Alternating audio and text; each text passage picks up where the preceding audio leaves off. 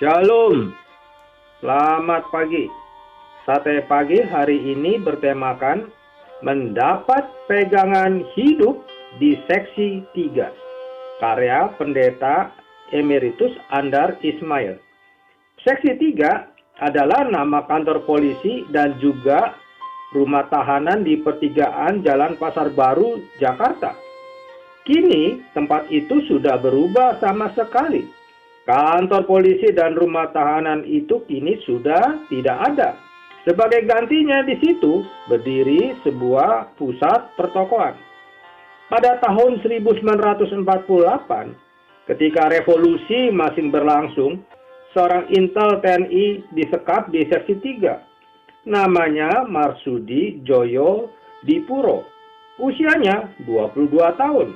Di tengah kesepiannya, pada suatu hari, Marsudi disapa oleh seorang wanita Belanda yang juga dipenjara di situ. "Sedang apa kau di situ?" Ketika diketahuinya bahwa Marsudi tidak mempunyai bacaan apa-apa.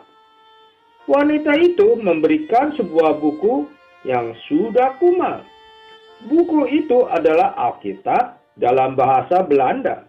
Itulah awal perjalanan panjang mencari pegangan hidup yang dituturkan oleh Marsudi dalam buku ajakan Tuhan, panggilan Tuhan atas seorang prajurit di rumah tahanan.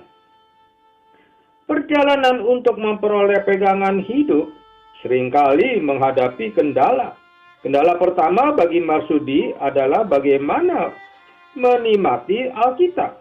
Bayangkan seorang yang belum pernah melihat Alkitab, lalu seorang diri mencari tahu apa arti isi Alkitab. Begitu Marsudi membuka Alkitab itu, ia langsung menghadapi banyak kata-kata yang sama sekali tidak menarik, seperti imamat, bilangan, tawarikh, dan sebagainya. Biasanya orang menjadi enggan untuk membaca lebih lanjut, kecuali jika ia sungguh berikhtiar untuk belajar. Itulah yang terjadi dengan Marsudi. Oleh karena itu, saya paksakan diriku untuk membuka sedapatnya. Dan saya mulai dari awal sekalipun tidak dari halaman 1. Begitulah tiap hari Marsudi membaca Alkitab. Ia terkesan pada kitab Mazmur. Lebih-lebih pada Mazmur 23 tentang Tuhan sebagai gembala. Kubaca ulang beberapa kali ayat-ayat yang indah itu. Tak terasa mataku membasahi dan air mataku mulai mengalir di pipiku. Saya mencoba untuk menghayati isi dan makna ayat-ayat itu. Dan sejak itu saya tak lagi merasa sendirian di selku dikala sunyi. Kemudian Marsudi juga merasa tergugah membaca ajakan Tuhan Yesus. "Mari ikutlah aku." Dan doa Bapa kami yang diajarkannya. Saya berdiam diri mencoba untuk mengingat kembali doa yang diajarkan Kristus itu. Beberapa kali kuulangi dan membaca doa itu, dan juga rasanya mulai membawa ketenangan. Hari itu menjelang tidur, saya ucapkan sekali lagi doa tersebut. Dan malam itu rasanya saya tak pernah tidur senyenyak itu selama saya berada di sel 3. Menarik bahwa Alkitab menjadikan Marsudi bersemangat kembali meneruskan perjuangannya untuk kemerdekaan negara. Sejak saya secara teratur berdoa, maka pikiran saya mulai terbuka untuk mencari jalan keluar, meneruskan pekerjaan negaraku. Doa tersebut saya mulai dari dan diakhiri dengan doa Bapa kami, dan keseluruhannya saya ucapkan dalam bahasa Belanda. Begitulah Marsudi mulai mencari akal untuk melarikan diri. Setelah perencanaan yang matang selama beberapa minggu, ia berhasil. Sejak hari itu ia bersembunyi di rumah beberapa kawan. Tutur Marsudi dalam hidup saya yang penuh ketegangan dan hampir setiap malam berpindah. Kesempatan untuk meneruskan membaca Alkitab memang sangat kurang. Yang saya kerjakan hanyalah membaca ayat-ayat yang sudah saya ketahui dapat memberikan ketenangan seperti Matius 6 ayat 33. Tetapi carilah dahulu kerajaan Allah. Namun, pada suatu hari terjadi juga apa yang ditakuti Marsudi. Persembunyiannya diketahui polisi. Ia digerebek. Kesempatan lari tidak ada. Dengan hanya mengenakan celana dalam dan singlet serta tangan diikat di belakang leher. Ia langsung digiring ke mobil tahanan. Lalu komandan yang memimpin penggerbekan menyelipkan Alkitab milik Marsudi di balik singlet Marsudi. Marsudi dibawa ke penjara Glodok. Ini yang dicatatnya. Suasana monotonus dan sendirian. Bukan menyebabkan saya kesepian. Karena saya justru mempunyai waktu yang leluasa untuk menekuni Alkitabku. Selama menelusuri, saya dapat menyimpulkan bahwa Kristus menghendaki kita untuk menyayangi dan melayani orang lain. Menjelang penyerahan kedaulatan pada tahun 1949, Marsudi dibebaskan. Ia menyelesaikan pelajarannya di SMA, kemudian meneruskan di Fakultas Ekonomi Universitas Indonesia. Sebagai intel, ia terus bekerja di Biro Informasi Staf Angkatan Perang. Sementara itu dambaannya untuk menjadi pengikut Yesus terus mengiang.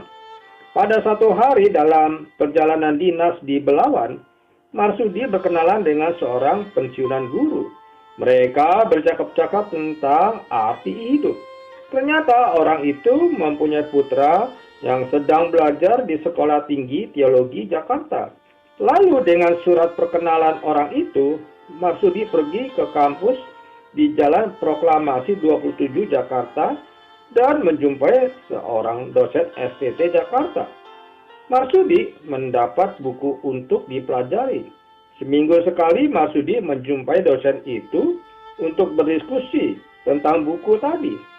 Marsudi merasa puas. Saya baru mengetahui apa arti bimbingan Tuhan yang sebetulnya. Akhirnya tiba juga apa yang dirindukan Marsudi. Ia menerima baptisan sebagai tanda bahwa ia mengaku Yesus sebagai pemilik dan panutan hidupnya.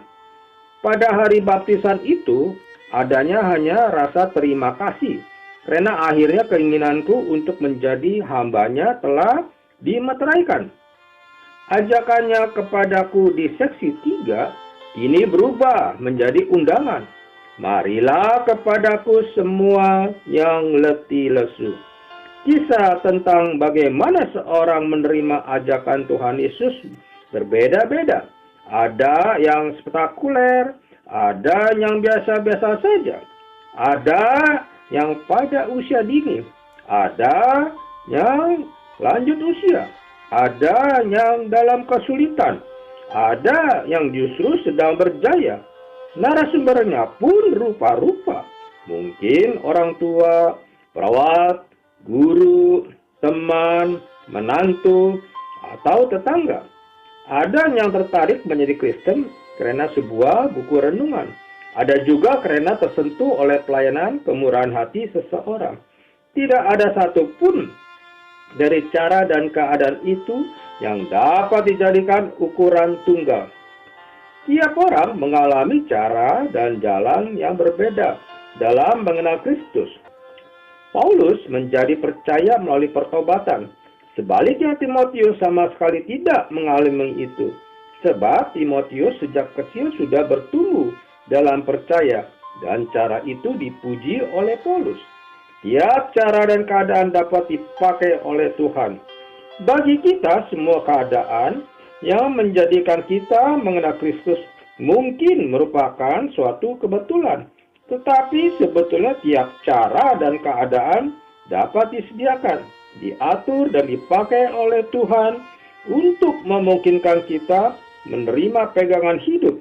Karena itu, Marsudi mengenang kembali seksi 3 bukan sebagai tempat di mana tangannya dibelenggu, melainkan sebagai tempat di mana tangannya mulai berpegang pada Kristus. Amin. Mari kita berdoa. Bapa Surgawi, aku sadari bahwa keselamatan bukan milik aku sendiri. Kobarkanlah api penginjilan di hatiku ya Tuhan. Amin.